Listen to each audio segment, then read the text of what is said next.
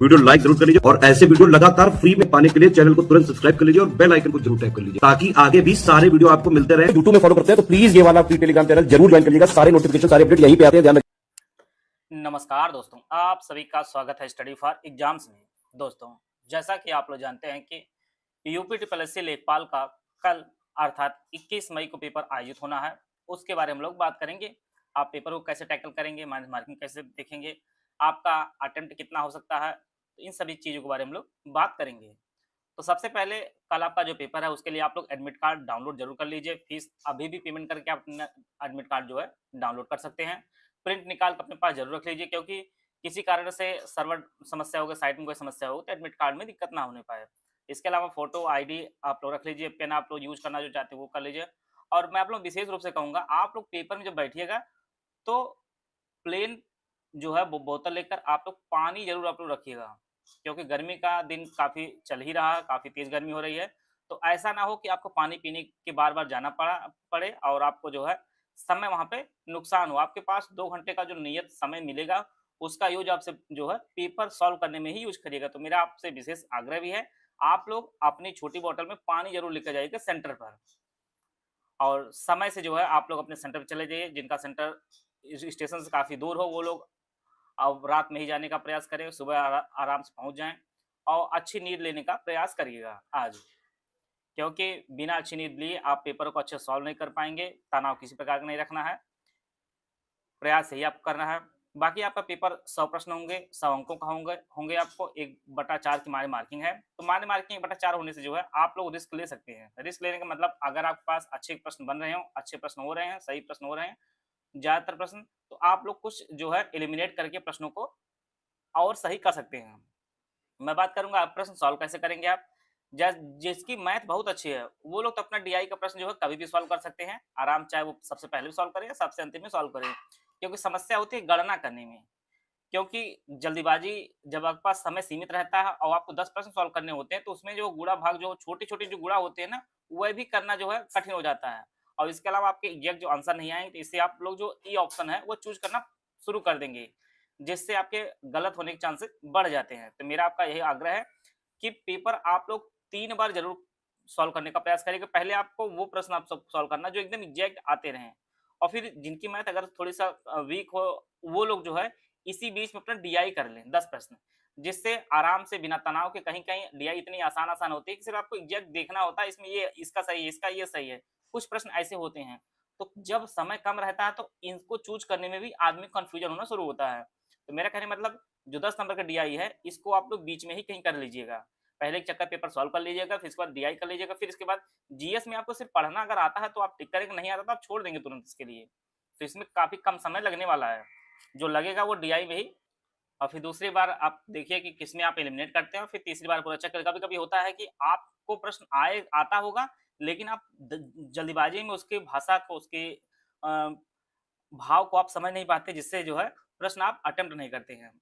और विशेष रूप से मैं आप लोगों को कहना चाहूँगा कि गोला भरने से पहले आप लोग पहले उत्तर जो अपने बुकलेट पे टिक कर लीजिए। जैसे जो भी आंसर है उसको अपने बुकलेट पे पहले टिक कर लीजिए, और फिर इसके बाद आप इसको देखिए कि हमने टिक क्या किया है, और फिर इसके बाद अपना गोला भरिए। आपको यही करना है कि प्रश्न पढ़ते जाना है, टिक आपको बुकलेट पे भी कर देना है कि हमारा ये क्वेश्चन हो चुका है, ये आंसर इसका सही है, और इसके बाद उस आंसर को अपने बुकलेट में गोला करते चलना है। ये नहीं कि आप इकट्ठा लास्ट में जो है आप 100 प्रश्नों का गोला इकट्ठा करेंगे। कभी-कभी आप लोग खुद ही आप लोग टेस्ट दिए होंगे या और पेपर दिए होंगे। इसमें यही होता है कि लास्ट में लोग बचा के रखे रहते हैं, एक गोला ऊपर-नीचे हो गया, सारा जो गोला खराब हो जाता है। जिससे जो है आपके चयन में, जो चयन होने वाला होता है, वो आप उससे काफ़ी दूर चले जाते हैं। तो इसलिए आपका यही एक प्रश्न पढ़ते जाइए और बुकलेट पे ये टिक करते जाइए किसका कौन-सा सही है, और फिर उसी को आप लोग अपने जो है ओएमआर को भी फिल करते चलिएगा, जिससे अलग समय नहीं लगता होगा, और जो आपने बुकलेट में टिक किया है, वही आंसर आप लोग यहाँ पे गोला करते चले जाइए। ये आप विशेष रूप से कर दिएगा। और एक साथ गोला भरते समय कहीं इधर से उधर हो जाए तो सब जो है गलत हो जाएगा। तो इसका विशेष रूप से आप ध्यान दीजिएगा कि प्रश्न पढ़ते जाइए और आप लोग गोला करते जाइएगा। और पेपर आप लोग 3 बार पढ़ने की कोशिश करिएगा। कभी-कभी होता है कि आसान प्रश्न जो है आप अंतिम तक नहीं जा पाते हैं और वही आपका छूट जाता है। देखिए, लेखपाल के पेपर में एक ही पेपर होने वाला है, तो इसलिए एक-एक मार्क्स, एक-एक पॉइंट के जो मार्क्स होंगे बहुत ही बहुमूल्य होंगे, जान लीजिए। तो इसलिए अधिक से अधिक जो है अपनी गलतियों पर आप लोग विशेष ध्यान दीजिएगा। जो गलती आप लोग टेस्ट पेपर वगैरह में दिए किए होंगे, वो गलती आप लोग मेन पेपर में मत करिएगा। पिछली कट ऑफ को देखकर जो है कितना कट ऑफ सेफ रहेगा।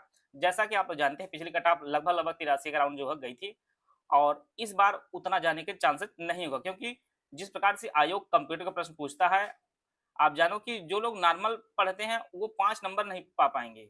पाने का मेरा कहने का मतलब है कि वो कोई special input output hardware software से प्रश्न नहीं पूछता आयोग। अब आयोग काफ़ी टफ लेवल का और काफ़ी लेंथी प्रश्न पूछता है।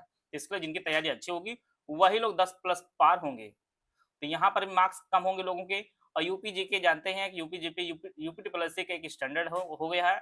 लगभग 5% के आसपास करंट अफेयर के देखने को मिलते हैं और इसके अलावा जो है 75 जिलों के डाटा से प्रश्न पूछता है, नीतियाँ योजनाओं से प्रश्न पूछता है। तो यहाँ पर पूरे अंक लाना सभी के लिए कठिन होगा। और मैं एक चीज़ और आपको बताना चाहता हूँ कि ऐसा भी नहीं है कि आप 70 या 80 प्रश्न अटेम्प्ट करके आपका चयन होने वाला था। ये बहुत मुश्किल होने वाला है, क्योंकि आयोग कि ज आजकल जो कट ऑफ देख रहे होंगे, आप लोग देख ही रहे होंगे, चाहे यूपीएसआई का पेपर हो या अन्य जितना भी पेपर हो, कट ऑफ कहीं भी जो एक्सपेक्टेड की जाती है उससे कहीं ज़्यादा ही जाने देखने को मिलती है। आप जानते हैं कि एक्यूरेसी किसी की 100% होती नहीं, इसलिए जो है 70-80 अटेम्प्ट करके वापस चला आना तो भी आपका कोई लाभ नहीं होना, क्योंकि आप रेस से वैसे बाहर हो जाएँगे। तो आपको हर हालत में अटेम्प्ट आपको अच्छा करना है और एक्यूरेसी विशेष ध्यान देना है। जिस प्रकार से आयोग जो है प्रश्न बना रहा है और विभिन्न आयोगों की जो कट ऑफ वगैरह जा रही है, वो देखकर यही प्रतीत होता है कि आपको जो अटेम्प्ट जो है अधिकतम करना है। कुछ ही क्वेश्चन आपको छोड़ना, बाकी अटेम्प्ट आपको लगभग सभी करने होंगे। अगर आपको अपना चयन सुनिश्चित करना, 70-80 क्वेश्चन अटेम्प्ट करेंगे, आपका 10-15 क्वेश्चन गलत होगा, 50-55 नंबर तक कतई नहीं सिलेक्शन होने वाला, ये भी जान लीजिए।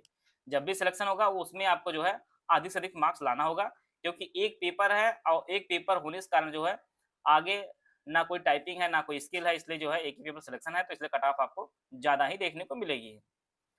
पिछली बार कट ऑफ लगभग 83 मार्क्स के आसपास देखने को मिलेगी, इस बार थोड़ी कट ऑफ कम देखने को मिल सकती है। इसमें कारण ये आपका कंप्यूटर के प्रश्न काफ़ी अच्छे बनाए थे UP GK. Science and technology पहली बार इंट्रोड्यूस हो रहा है यूपी ट्रिपल एससी में, तो ये भी पहली बार पेपर होगा और एनवायरनमेंट और ये सभी चीज़ें होंगी और डीआई सबका सब लोग 10 में 10 नहीं कर पाएँगे, आप जानिए। अगर डीआई 2023 की तरह आ गए, तो यहाँ पे मार्क्स सबके कम होने ही होने हैं। तो इन सबको विशेष ध्यान रखते हुए आप अपने अटेम्प्ट और अपने एक्यूरेसी विशेष ध्यान दीजिएगा।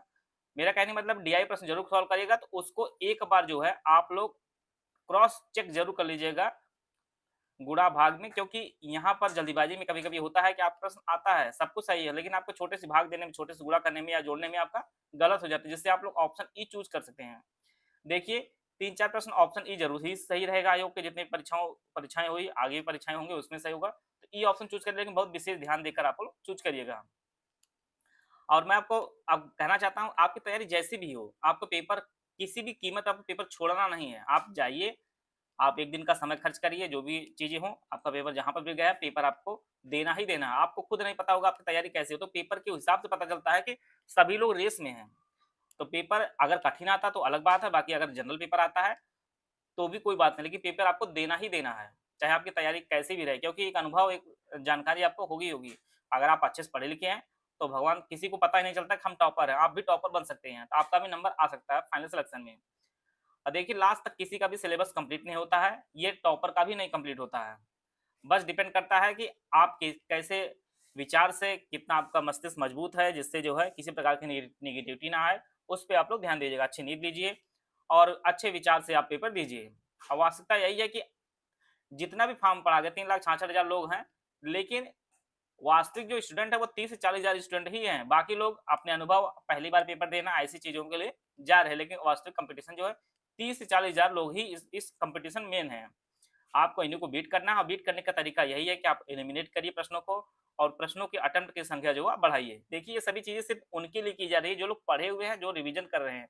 ऐसा नहीं जिन्होंने कभी कोर्स ही नहीं कंप्लीट किया है एको बार और चीज़ें जो है एक बार में अधिक से अधिक अटेम्प्ट हो पाए, अच्छे मार्क्स ला पाएँ, तो उनके लिए उतना नहीं हो पाएगा। बाकी प्रयास सभी लोग करिए, अच्छे से पेपर दीजिए और जिस प्रकार से यहाँ चीज़ें बताई गई, मेरा विशेष रूप से आपको कहना है कि आप लोग समय से पहुँच जाइए, पानी वगैरह आप लेकर जाइएगा अंदर सेंटर के, नहीं तो आपको प्यास लगेगी, गर्मी इतनी ज़्यादा है, उठ-उठ कर आपको पानी पीना जाने पड़ेगा, यहाँ जाना, वो तो सब समय आपका 1 ही मिनट कीमती होने वाला है। अगर पानी आपके पास रहेगा तो आप लोग आराम से वहीं से पीकर अपना जो आगे प्रश्न सॉल्व करते रहेंगे। बाकी अच्छे से करिए, क्रॉस चेक करके ही आप लोग गोला अटेम्प्ट करिएगा। गोला को आप लोग तुरंत पेपर पढ़ते हुए गोला अटेम्प्ट करते चलिए, क्योंकि अलग समय 15 मिनट 10 मिनट अलग से आप ये मत करिएगा अंतिम में कि हम इसको गोला करेंगे। जल्दीबाजी में एक गोला ऊपर नीचे हो गया तो जितना आपने किया कराया होगा सब फूँका जाएगा वहाँ पे। तो यह चीज़ आप लोग ध्यान दीजिएगा। बाकी आप लोग अच्छे से पेपर दीजिए और समय से जो है आप लोग घर से निकल जाइए अपने जहाँ-जहाँ सेंटर हो। बाकी बेस्ट ऑफ लक। यूपीपीएससी की तरफ से। यूपीपीएससी एचईओ 2026 स्वास्थ्य शिक्षा अधिकारी मॉक टेस्ट सीरीज का बैच शुरू किया गया है। न्यू पैटर्न पर आधारित टेस्ट सीरीज आपको दी जाए दोनों भाषाओं में। एग्जाम ओरिएंटेड टेस्ट सीरीज आपको मिलेगी जैक 100% रियल एग्जाम जैसे। इसमें टोटल 10 टेस्ट दिए जाएंगे और इसमें आपको अनलिमिटेड एक्सेस आपको दिया जाएगा। इसकी जो वैलिडिटी होगी एग्जाम टेस्ट की वैलिडिटी होगी। इसका जो प्राइस 749 रुपये, इसमें आप जो है ज्ञान सर कूपन कोड यूज करेंगे तो आपको 20% डिस्काउंट मिलेगा। तो एक्चुअल जो फीस होगी वह 599 फीस पे करके जो है आप इस बैच से जुड़ सकते हैं। यह बैच आपको study for civil service app पर आपको यह बैच उपलब्ध होगा। गूगल प्ले स्टोर से study for civil app download करके यूपीएससी एचईओ 2026 सेक्शन में जाकर जो इस बैच से परचेज करके जो है आप अपनी तैयारी को बेहतर कर सकते हैं।